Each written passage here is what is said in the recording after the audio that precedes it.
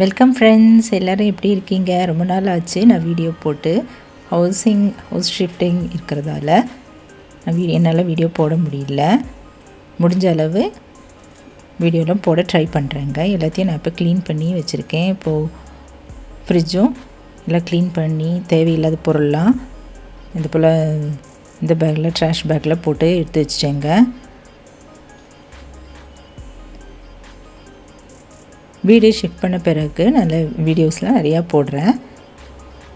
இப்போ நம்ம சூப்பரான ஒரு ஈஸியான ஒரு இட்லி ரெசிபி பார்க்கலாங்க. இன்றைக்கி டிஃபன் என்ன பண்ணுறதுன்னு தெரியலன்னா நம்ம இது போல் டக்குன்னு செய்யலாங்க. நம்ம மாவு ஊற வைக்காமல் இட்லி ரவை மட்டும் கடையில் வாங்கியிருந்தேங்க.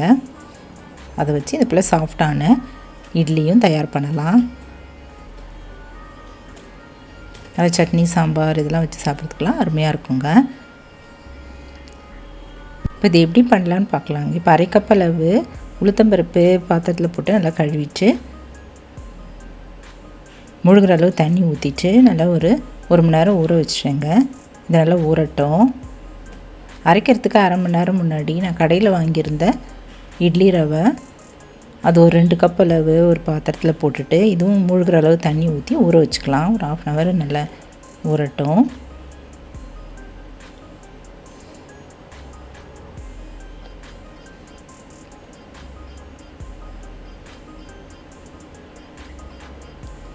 மூடி வச்சிடலாங்க.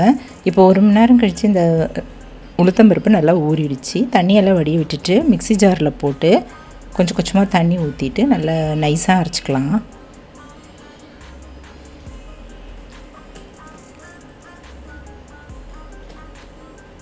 நல்லா நைஸாக அரைச்சிருந்தேன். இப்போ இந்த அரிசி ரவையும் நல்லா ஊறிடுச்சுங்க.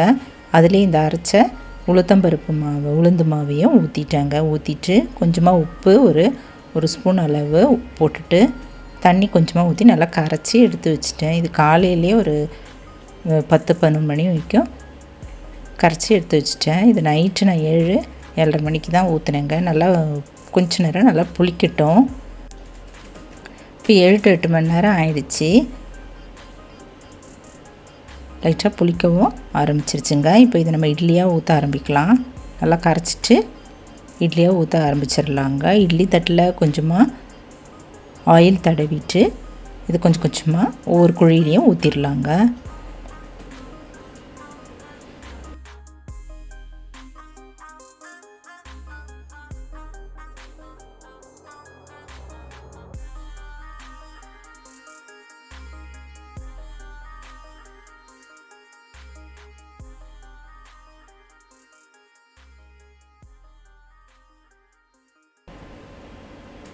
எல்லா குழியிலையும் ஊற்றிட்டேங்க. இப்போ அடுப்பில் ஒரு இட்லி பானை வச்சுட்டு தண்ணி ஊற்றி நல்லா கொதிக்க வச்சுட்டு இந்த தட்டை அதில் வச்சிடலாங்க.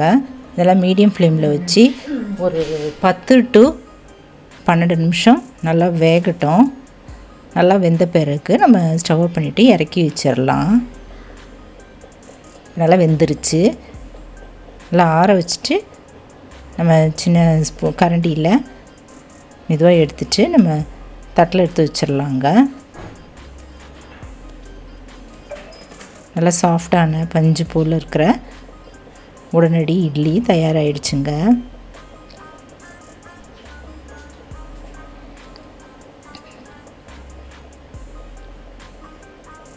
ஹோட்டலில் விற்கிற இட்லி போலே ரொம்ப அருமையாக இருந்தது. நீங்களும் இந்த போல் ஒரு தடவை இட்லியும் பஞ்சு போல் இருக்கிற இந்த சாஃப்டான இட்லி ட்ரை பண்ணி பாருங்கள்.